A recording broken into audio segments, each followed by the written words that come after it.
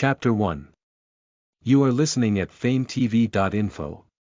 It was the day after the youngest of the Dukes, Nick's, coming out of age banquet. The Duke's family woke up unusually late, as they soon fell asleep after attending the lavish banquet. As Nick woke up to the pouring sunlight, he looked for this stepmother for the first time, whom he had never paid much attention to before. Where did stepmother go? I do not know. We have not seen her since early morning. Nick skimmed the whole mansion, feeling puzzled at the sudden disappearance of his stepmother, who was nowhere to be found no matter how much he looked and asked for. He stopped the working servants of the mansion, but no one knew where his mother was. Nick, who was climbing down the stairs, feeling a bit uneasy from within, found his father through the open door of the Duke's office and approached him. "Father, where did stepmother go?" The Duke didn't answer, as he was looking at something of his with an unreadable expression on his face. "Where is the stepmother?" Nick, who opened the door and stood next to his father, glanced at the paper he was looking at, stopped. Her stepmother's handwriting, as neat as her personality, caught his eye. "It's been a while since I came here as a new wife, a stepmother and Diana's dear friend. I am writing this letter as Kasia. As Nick had his coming out of age banquet yesterday, I have fulfilled all of my contracts with your excellency to be the stepmother for 7 years. Even so, I'm glad that I've been able to keep this family safe on Diana's behalf. When I finally made up my mind to leave, I felt a strange feeling from within, both sad and happy. Having done my part, I am now ready to leave the Duke and live my own life. Diana was a beautiful friend of mine and your one and only family. Thank you for accepting me, who was never enough to replace Diana, and will never be. I will take my leave now. Thank you for the 7 years we have spent together. May the door of the Widrian family be constantly filled with divine blessings." What does all this mean, father? Has stepmother left the mansion? Nick muttered blankly as he looked at his letter with shocked eyes, without speaking any further. "How long has it been?" The Duke finally opened his mouth and spoke softly. "Contact your brother. Tell him that mother is gone." At the Duke's words, Nick bit his lip and looked at the letter once, gave a small reply and ran out of the office. Being the only one left in the room, the Duke looked at the divorce papers laid out as they had been saved for a long period, along with the letter. A heavy silence fell. Episode 1. 7 years ago, the Duke's mansion was filled with great grief. 2 young aristocrats, who don't seem to have even made their debut, a gentleman in a black tuxedo, and numerous people dressed in black, each of them held a letter with the Duke's emblem on it. It was the same for him and Kasia. What they had in their hands was a barrel of sorrow. The letter proved how fleeting happiness can be. Because of that, many people had been flocking to the Duke's mansion since morning. People's reactions varied. Some were shocked by the sudden news, and some had their faces covered with sleeves and handkerchiefs that couldn't stop the tears from pouring out. Some moved quickly with an expression different from usual, while hiding their gloomy feelings, and she, perhaps, has the most expressionless face at the moment. Who are you? She remembered the voice that seemed to come from the Russell, on the day she first met Diana. On the day when she first entered the academy the nobles attended, someone stood next to her while she was standing alone on the terrace. Diana Allison, the daughter of Count Allison, received the most attention among the aristocrats. Why are you out here? You must have entered the school this time, too. It bothers me that there are so many people.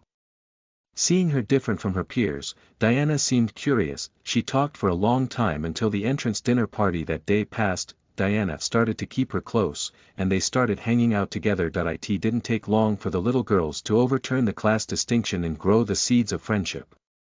People said she was nothing like Diana's maid, but she didn't have any problems, because Diana is the daughter of a prosperous countess and Kasia is just a young girl from a poor family. Was correct. That wouldn't being a friend be better than a maid?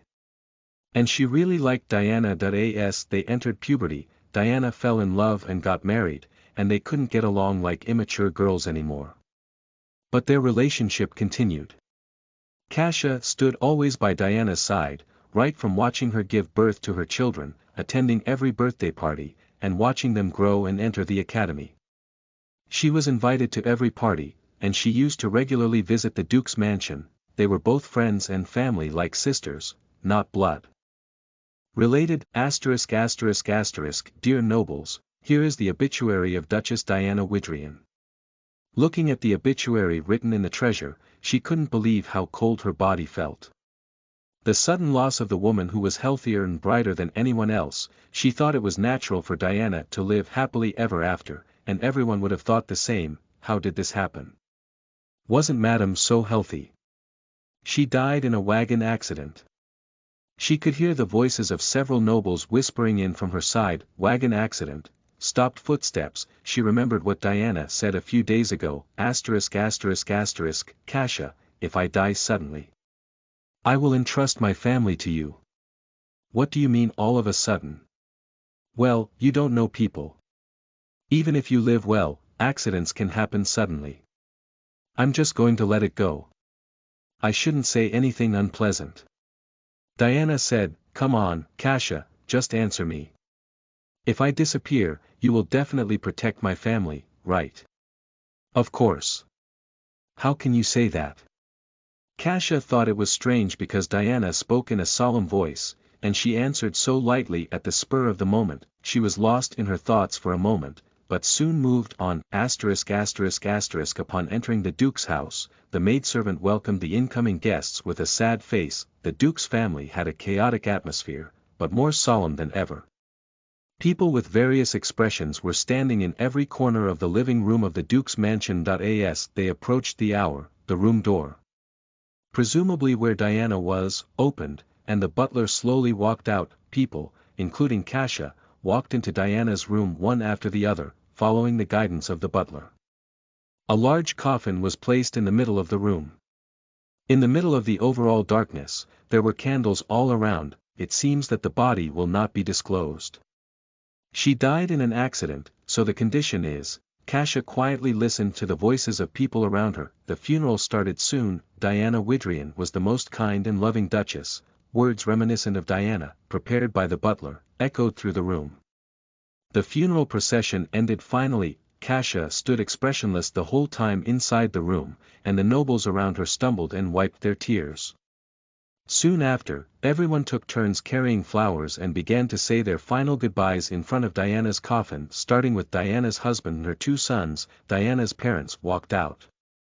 The Duke's maids, servants, and other nobles came to the funeral, and Diana's casket was piled up with flowers all around. The person in front of her moved away from Diana's coffin, and she slowly approached the casket following the butler's guidance. Diana was in it, her dear friend, who had been with her all over the world since childhood. I want to see her for one last time.